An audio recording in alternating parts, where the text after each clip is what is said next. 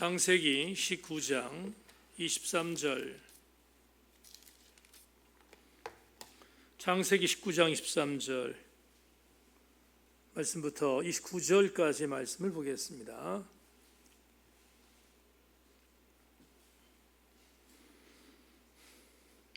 한 절씩 교독합니다. 제가 23절을 먼저 읽겠습니다. 롯이 소알에 들어갈 때 해가 돋았더라.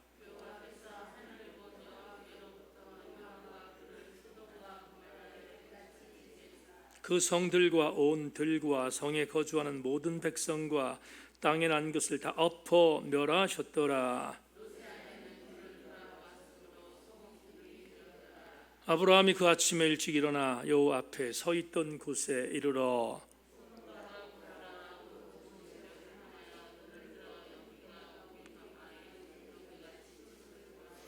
29절 같이 합니다. 하나님이 그 지역의 성을 멸하실 때 곧 롯이 거주하는 성을 엎으실 때에 하나님이 아브라함을 생각하사 롯을 그 엎으시는 중에서 내보내셨더라. 아멘. 하나님께 찬송 한 장 더 드리고 말씀을 나누겠습니다. 240장 하나님께 찬양하겠습니다.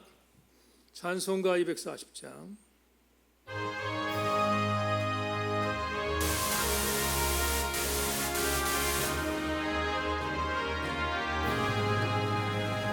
주가 맡긴 모든 역사 힘을 다해 마치고 밝고 밝은 그 아침을 맞을 때 요단강을 건너가서 주의 손을 붙잡고 기쁨으로 주의 얼굴 배우리.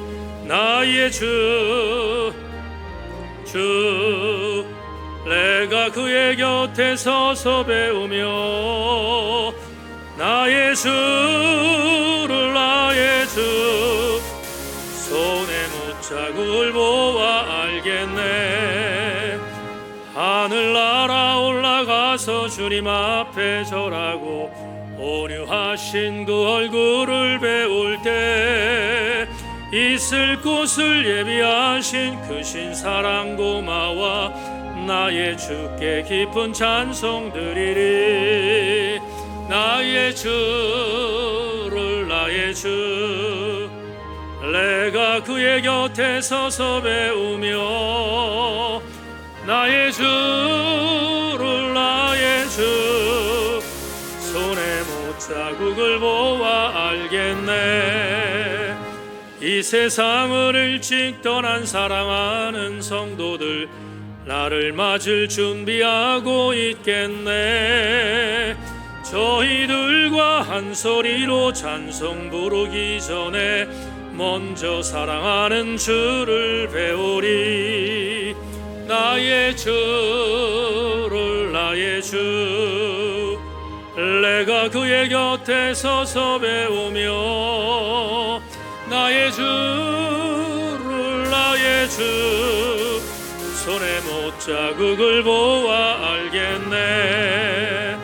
영화로운 시온성에 들어가서 다닐 때 흰 옷 입고 황금길을 다니며 금고문고 맞추어서 새 노래를 부를 때 세상 고생 모두 잊어버리리.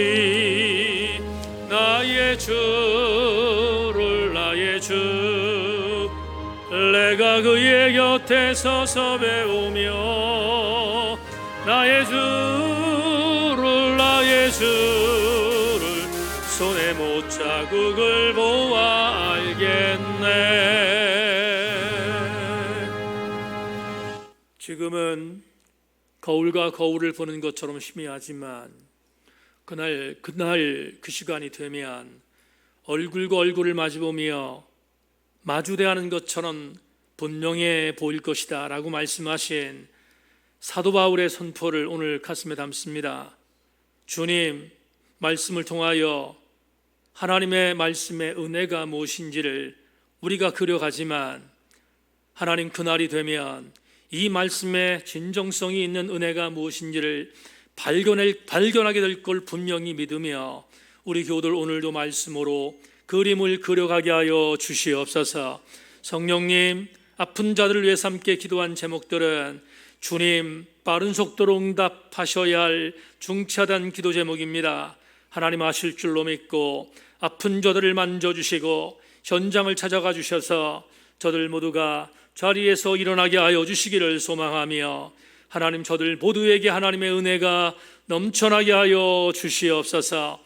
성령님, 코로나19를 통하여 많이 어려움을 당하는 지체들이 또 있습니다. 주님 만져주셔서 저들 모두가 중증으로 가지 않게 하시고, 하나님 정말 빠른 속도로 회복되어 하나님 건강한 모습 다시 재회할 수 있도록 주님 은총을 내리워 주시옵소서. 하나님 이 시간 말씀을 나눌 때 우리 모두에게 겸손한 은혜와 아멘의 능력과 깨달음의 은총을 허락하여 주셔서 함께 은혜 받고 돌아가는 놀라운 시간이 되도록 복 내리워 주시옵소서. 도우실 주님을 의지하며 예수 그리스도의 이름으로 기도 올리옵나이다. 아멘. 말씀에 기도를 거십시다. 인사합니다. 말씀에 기도를 거십시다. 오늘 여러분과 창세기 72번째의 말씀의 제목으로 당신은 누구입니까? 이런 제목을 갖고 말씀을 잠시 묵상하겠습니다. 대면에서 나온 우리 교우들 은혜 받고 돌아가시기를 소망하고, 줌으로 예배드리는 지체들도 함께 집중력을 발휘해서 동일한 은혜가 함께 임할 수 있는 시간 되기를 소망합니다. 누군가에 의해서 기억에 남는 사람으로 인생을 살았다면 그 사람의 인생은 보람된 인생일 것이 분명합니다. 여러분 모두가 보람 있는 인생을 살아갈 수 있기를 주의 이름으로 축원합니다. 어느 책에서 이런 글을 읽은 적이 있습니다. 형제가 있었습니다. 그런데 이 형제들은 둘 다 폭력적이었습니다. 타인들을 괴롭히고 산 인생을 살았던 별로 유익이 되지 못한 형제들이었습니다. 어느 날 동생이 갑자기 사망했습니다. 장례를 치러야 하는데 형이 생각해낸 것은, 그래도 악한 삶을 살았지만 마지막 가는 동생의 길은 성직자의 복이라도 받고 보내야겠다는 그런 갸륵한 생각이 있었습니다. 그래서 이 형된 자가 어떻게 하면 내 동생을 복을 빌어주고 보낼까 하다가 동네의 목사를 찾아가기로 했습니다. 그리고 동네의 목사에게 내 동생의 장례를 좀 맞춰달라고 이야기하러 갔는데, 부탁이 아니라 어떤 목사가 여러분 깡패로 산 사람을 축복하겠습니까? 그러자 이 동생의 장례를 맡을 목사가 없다 보니까 형이 협박하기 시작했습니다. 내 동생을 장례를 치르지 않으면 당신의 신상이 해로울 것이라고 협박했습니다. 어떤 한 목사가 울며 겨자 먹기로 동생의 장례를 집례했습니다.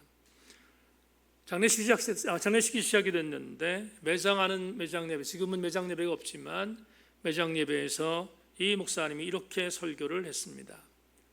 여기 한 형제를 묻는데, 이 형제는 살아있는 동안에 어떤 한 사람에 비하면 성자였습니다. 이 정도 인생이면 그 한 사람에 비하면 성자 중에 성자로 살았습니다. 여기에 오늘 묻히는 이 사람은 그의 형에 비하면 성자였습니다. 이렇게 설교를 했습니다. 여러분, 어떤 목사가 의미를 부여하기 위해서 만들어낸 글이긴 하지만 분명한 사실은 이런 비참한 인생을 사는 인생이 되어서야 되겠는가 하는 생각을 하게 됩니다.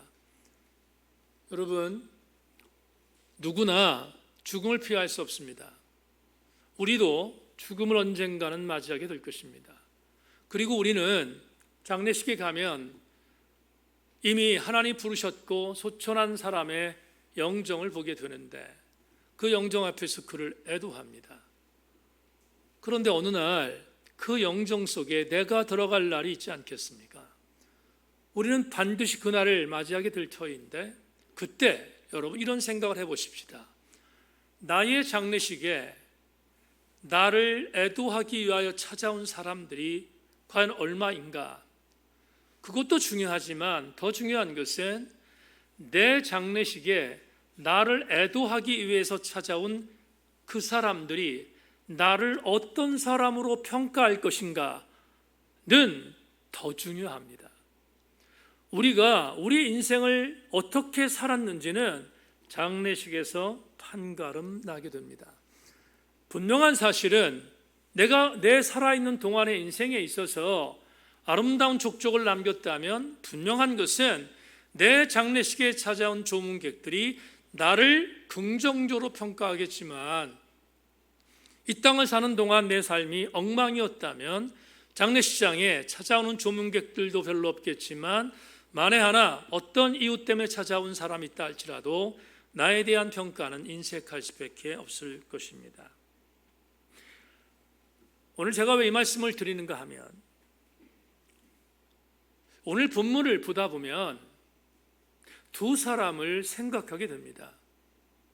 이 두 사람의 인생 여정이 오늘 본문에 그려져 있는데, 이 두 사람을 좋게 비교하면서 나는 어떤 사람인가? 오늘 설교 제목을 당신이 누구입니까? 라고 정했는데, 나는 어떤 사람인가? 하는 것들을 반추하게 됩니다. 그래서 오늘 본문을 여러분 좀 집중해서 살펴보아야 할 것 같습니다. 여러분 아시는 것처럼 오늘 본문은 소돔과 고모라의 심판 기사입니다. 우리에게 너무나 잘 알려져 있는 소돔과 고모라의 심판 기사입니다. 제가 창세기 강의를 시작하면서 여러분에게 팁으로 드렸던 것이 있는데, 창세기는 언제 모세에 전해졌던 모세의 전승들을 언제 묶었냐라고 질문을 던지면서 길게는 주전 950년, 짧게는 주전 450년, 그 어간에 창세기라는 모세 오경이 편집되었다. 창세기가 들어가 있는 모세 오경이 편집되었다라는 말씀을 드린 적이 있습니다. 그렇다면 주전 950년 경이라고 한다면 남쪽 유다와 북쪽 이스라엘이 갈라진 이후에 아슬아슬한 줄타기를 하던 때였습니다. 아직 이스라엘이 멸망당하지 않았지만 남북이 분열돼서 서서히 이스라엘이라고 하는 국력 자체가 흔들리고 있었던 때였다라고 가늠할 수 있습니다. 짧게 잡아서 주전 450년이라고 하면 이스라엘 백성들이 멸망당했습니다. 남유다가 멸망당하고 북왕국 이스라엘도 멸망을 당했습니다. 북왕국 이스라엘은 역사에 사라졌지만 남유다는 바벨론 포로에 끌려가서 70년 동안 고통을 당하다가 돌아왔습니다. 여러분, 돌아와서 제2수룹바벨 성전을 주전 520년에 세웠으니까 돌아와서 나라는 없지만 명맥을 유지하던 바로 그때가 주전 450년 경입니다. 그렇다면 이걸 보십시다. 오늘 본문 창세기에 소돔과 고모라라고 하는 모세의 전승을 담았습니다. 소돔과 고모라가 멸망당하던 시대적 상황은 분명히 고대 이야기로 각색되어 있긴 하지만, 그러나 창세기의 저자 편집자가 충분한 의도를 갖고 소돔과 고모라의 멸망 담론을 집어넣은 것이다 하는 것을 이해합니다. 어떻게? 남왕국 유다와 북왕국 이스라엘이 흔들리거나 아니면 멸망당해서 이스라엘의 정체성을 다시 확보해야 되는 그 시기에 소돔과 고모라 사건을 모세의 전승으로 담아 놓은 것입니다. 그렇다면 오늘 우리는 이 본문을 해석하기에 앞서서 아주 중요한 도전을 받게 됩니다. 그건 뭔가 하면 소돔과 고모라의 멸망은 단순히 소돔과 고모라 성의 멸망을 예측하고 그것을 말한 것이 아니라 더 중요한 사건이 있었습니다. 소돔과 고모라의 멸망과 오늘 읽게 되지만 그 안에서 이루어지는 롯이라는 한 사람, 구원받은 한 사람의 가정, 롯이라고 하는 한 사람, 그 한 사람이 구원받은 과정은 아주 중요한, 소돔과 고모라 사건의 가장 중요한 핵심적인 교훈은 뭐냐 하면 아브라함이라는 사람. 보겠지만 롯이 구원받은 것도 아브라함 때문이고, 아브라함이 소돔과 고모라 성을 위해서 중보했던 것도 아브라함을 부각시키기 위해서였다. 그러면 왜 아브라함이 중요한가? 이스라엘 정체성 때문에 그렇습니다. 지금 이스라엘이 위태롭지요? 나라가 멸망당하지 않았을 때나 아니면 나라가 멸망당한 이후는 상관없습니다. 그들의 정체성의 뿌리였던 원리였던 아브라함이 어떤 존재인가를 부각하는 것은 포로 전후기 시대에, 이 창세기가 편집되던 전후기 시대에 아주 중요한 이스라엘 백성들의 중요한 어떤 신앙적인 요소였어요. 그래서 창세기에 소돔과 고모라 사건을 기록하고 있는 것은 아브라함 때문입니다. 이걸 전제하는 거예요. 오늘 여러분 신앙의 어떤 여정 속에서 소돔과 고모라 성이 멸망당했다에 우리 학습되어 있잖아요. 물론 그것도 중요해요. 그러나 더 중요한 것은 오늘 우리가 이 소돔과 고모라 사건을 공부하면서 강의하면서 듣게 하는 것은 뭐냐 하면 소돔과 고모라 성의 배후에 아브라함이 있었다는 사실, 이 사실을 전제하면서 오늘 본문 강의를 여러분과 함께 나눠야 되겠습니다. 먼저 오늘 본문이 시작되는 23절과 24절을 읽겠습니다. 여러분 따라오십시오. 롯이 소알에 들어갈 때 해가 돋았더라.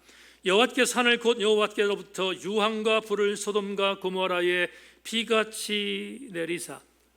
해가 돋을 때 소알이라고 하는 작은 성에 롯의 가족이 도착했다라고 창세기 저자가 말합니다.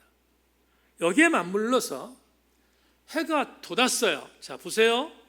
소알이라는 작은 성에 롯과 그의 딸들이 도착했습니다. 그리고 날이 저물어서 해가 돋았다. 근데 이어지는 24절에서 뭐라고 말하고 있습니까? 이렇게 말합니다. 소돔과 고모라에 유황불이 소나기처럼 내렸다. 이걸 신학적인 용어로 신텍스라고 하는데 고든 웨남이라는 신학자가 이 내용을 이렇게 해석했습니다. 여러분 자막 보십시오. 이 구절은 통사론적인 기록이다. 다시 말해 롯이 소알에 들어가는 것과 해가 돋는 것 그리고 하늘로부터 불이 내리는 것이 동시에 일어났다는 것을 보여주고 있다. 잘 보세요. 이게 무슨 말이죠?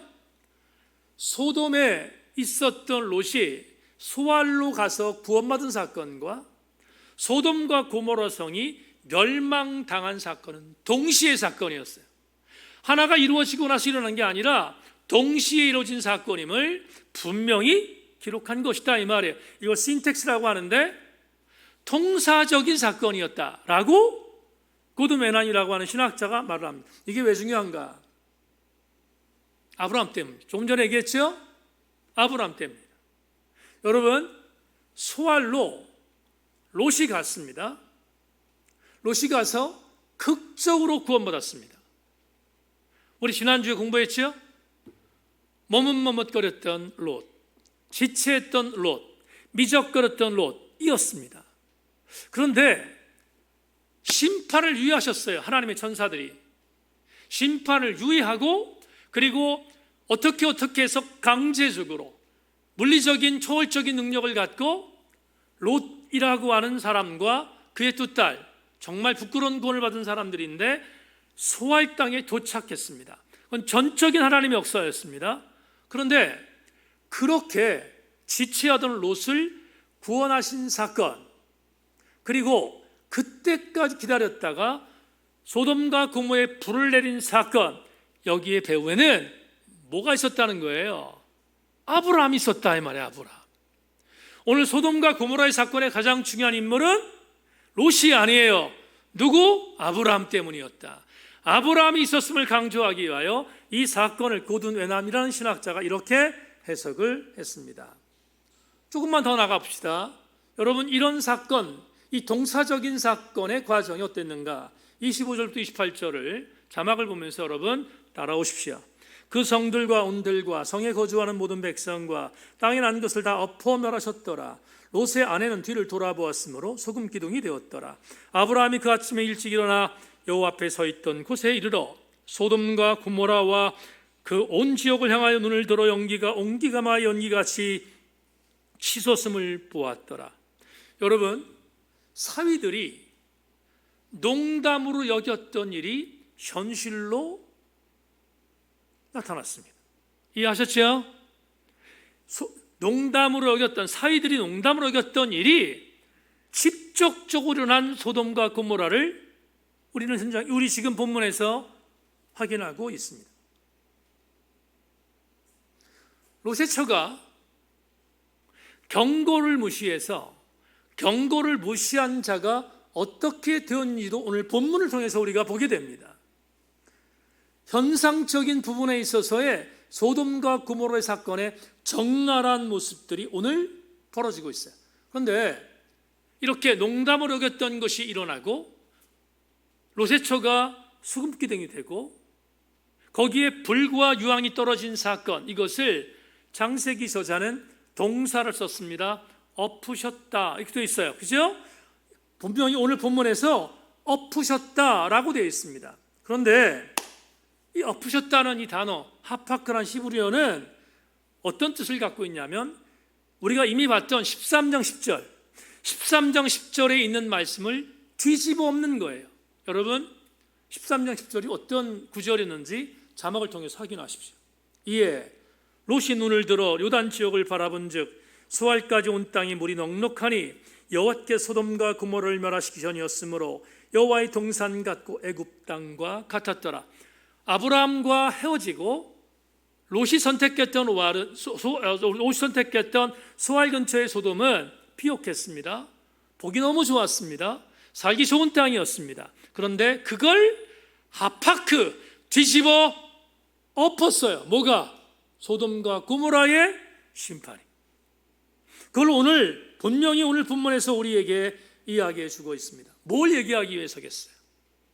세속적으로 찰나적으로 황홀했던 육체적인 쾌감, 세속적인 만족 오래가지 않는 거예요. 오래가지 않아요. 절대로 오래가지 않아요. 여러분 세상적인 헛헛함 오래갑니까? 오래가지 않아요. 정말 오래가지 않아요. 세속적인 부분에 있어서의 영광, 부귀, 영화 한 세대를 가지 못합니다. 지금 본문에서 그렇게 롯이 보았을 때 아름다운 땅이었던 소돔이 갈아엎으신 하나님 능력으로 완전히 멸망되는 사건을 본문을 통해서 우리가 확인하고 있습니다. 그런데 말이에요, 정말 중요한 게 있습니다. 하나님이 갈아엎으셨어요. 소돔을 갈아엎으셨어요. 갈아엎는 동안에 이상합니다. 한 사람을 구원하셨어요. 롯을, 지체한 롯을 구원하셨어요. 그 이유가 뭘까? 도대체 이 아이러니가 뭘까? 여러분 지난주에 말씀드렸지만 롯은 구원받을 자격이라고는 1도 없었습니다. 단 1도 없었던 자가 롯이었어요. 자격 없어요. 오히려 소돔과 고모라에서 불과 유황으로 함께 멸할 자가 롯이었어요. 민기적거리고 미적거리고 지체하고 떠나기 싫고. 여러분 우리가 봤잖아요. 어디 롯이 구원받을 만한 자격이 있습니까? 1도 없었습니다. 그런데 왜 하나님이 시간을 유의하면서까지 롯을 구원하셨을까? 왜 하나님이 민기적거리는 롯을 강제적으로 당신의 초월적인 능력으로 소알 땅까지 피신시켰을까? 성경 보세요. 지난주 말씀드렸습니다. 롯이 걸어간 게 아니에요. 롯이 여러분 자기가 자발적으로 한 게 아닙니다. 하나님의 초월적인 능력이 소알 땅으로 옮긴 거예요. 옮긴 거. 그렇다면 하나님께서 왜 그렇게 강권하셔서 롯을 구원했을까? 궁금하지 않습니까? 구원받을 만한 자격이 있는 사람이라면 우리는 그걸 이해할 수 있어요. 하지만 구원받을 자격이라고는 1도 없는 존재가 롯이었어요. 말씀드렸지만. 그런데도 불구하고 왜 하나님은 그렇게 롯을 구원하시는데 전심했을까? 그 답이 오늘 마지막 절 29절에 있어요. 29절이 오늘 본문의 주제절이기도 합니다. 여러분 29절 다시 한번 보겠습니다.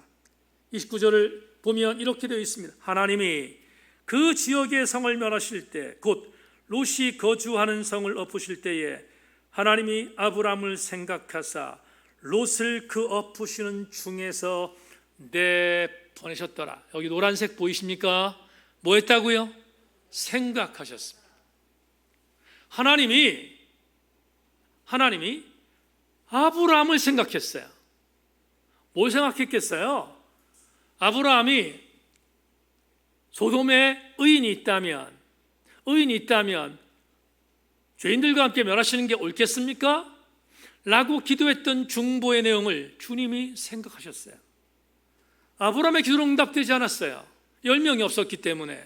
그러나 한 가지 중요한 사실, 10명은 없었지만 중보 기도의 내용이 무엇인지를 하나님이 아셨어요. 지금 아브라함이 무엇을 위하여 10명까지 내려간 일을 하셨다고요. 그래서 그 아신 것이 롯이라는 사실을 알았기 때문에 오늘 본문의 29절에서 중요한 단어를 쓰고 있습니다. 하나님이 아브라함을 생각하사, 아브라함을 뭐 했다고요? 생각하사. 이 생각했다는 말 여러분 이미 제가 노아의 홍수 때 말씀드렸어요. 노아의 홍수 시기에 이 생각하던 단어를 여러분들에게 말씀드린 적이 있어요. 이번 주간입니다. 멀리 가지도 않았어요. 이번 주간에 우리 새벽 예배 때 창세기 8장 1절을 다시 복습했잖아요. 본문이 있으니까. 창세기 8장 1절에 노아 홍수의 사건이 나오잖아요. 거기 8장 1절에 무슨 말씀이 있는지 한번 보실까요? 창세기 8장 1절, 하나님이 노아와 그와 함께 방주에 있는 모든 들짐승과 가축을 기억하사 하나님이 바람을 땅 위에 불게 하심에 물이 줄어들었고, 여기서 색이 안 나오지만 중요한 단어가 나오죠. 기억하사라고 되어 있습니다.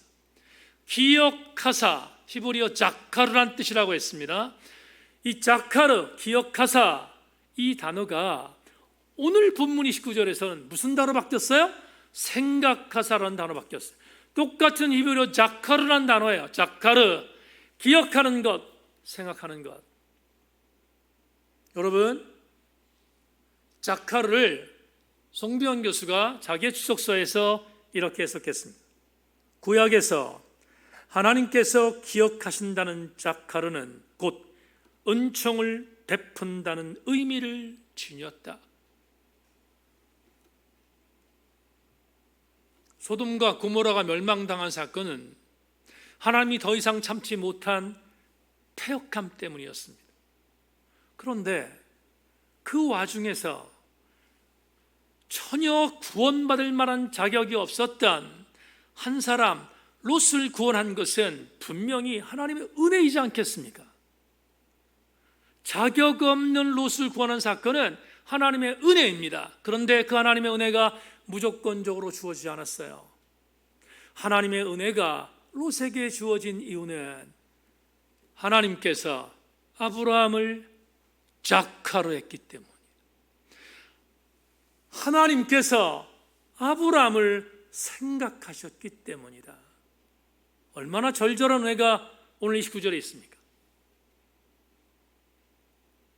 한 사람만 더 소개하고 설교를 맺겠습니다. 하나님은 아브라함을 생각하셨어요.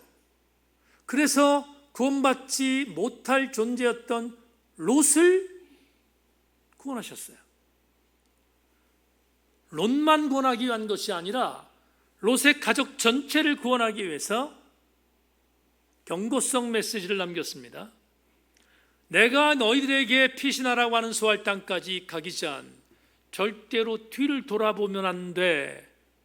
지난주에 설교했습니다. 뒤를 돌아보지 말할 이유는 소돔에 대한 옛 관습으로 돌아가지 말라는 하나님의 경고였습니다. 그런데 아시는 것처럼 롯의 처는 뒤돌아봤습니다.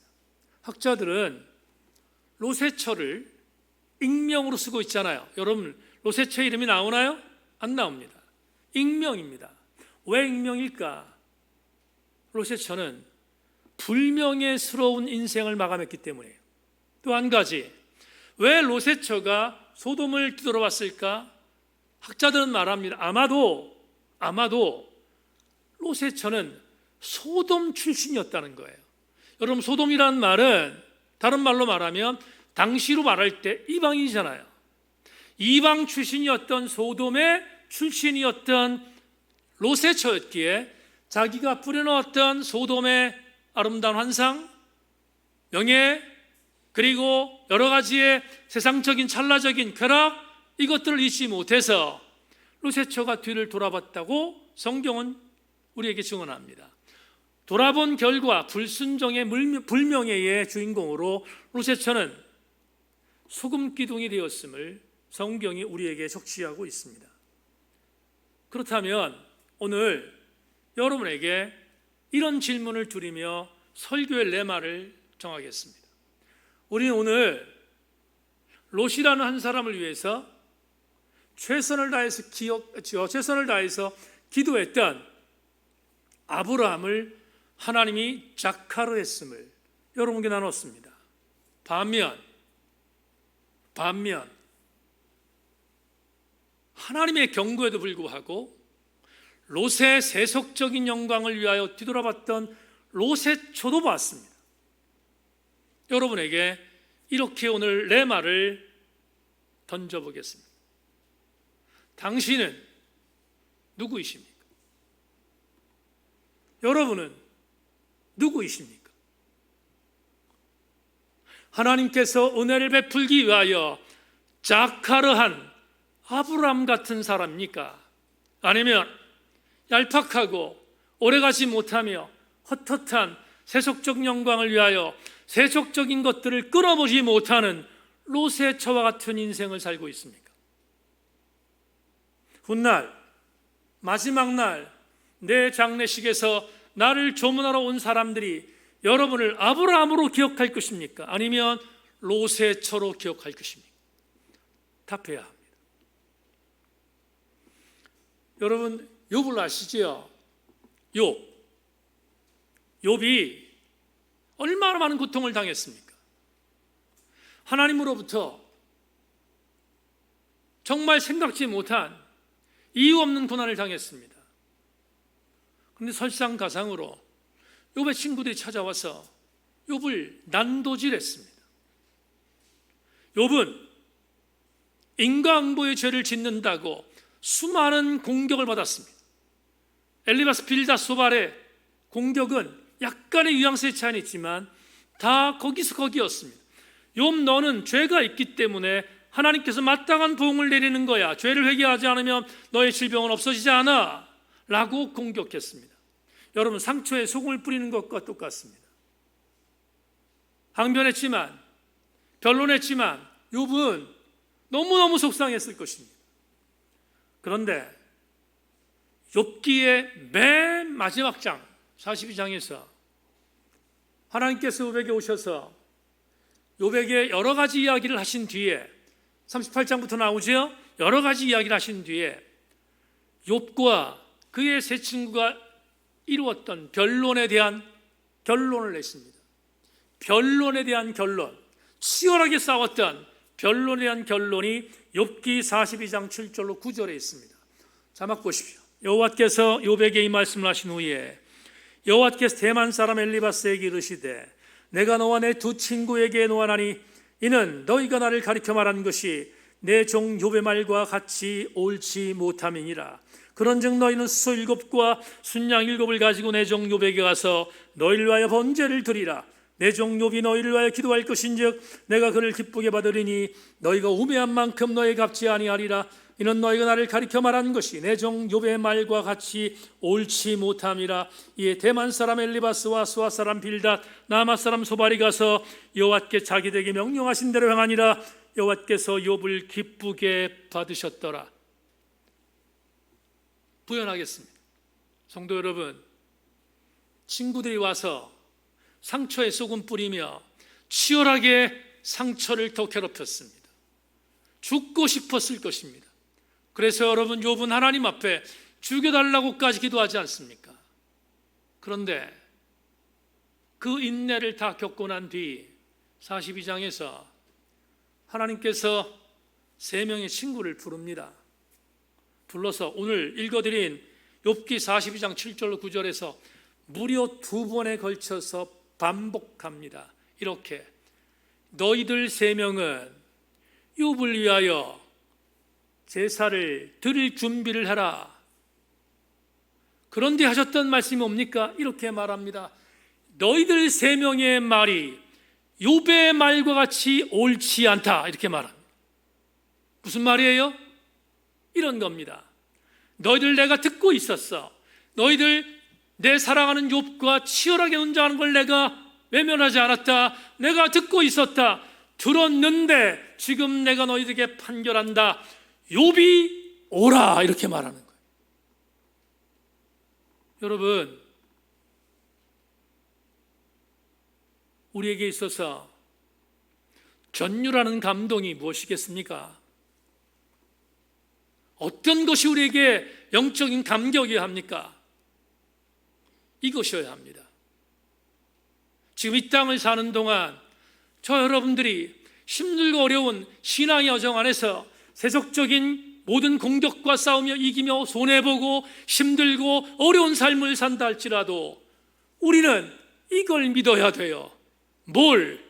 마지막 날 그 길을 간 우리들에게 하나님께서 내가 오라 라고 판단해 주시는 은혜, 그것을 우리는 믿고 달려가는 거예요.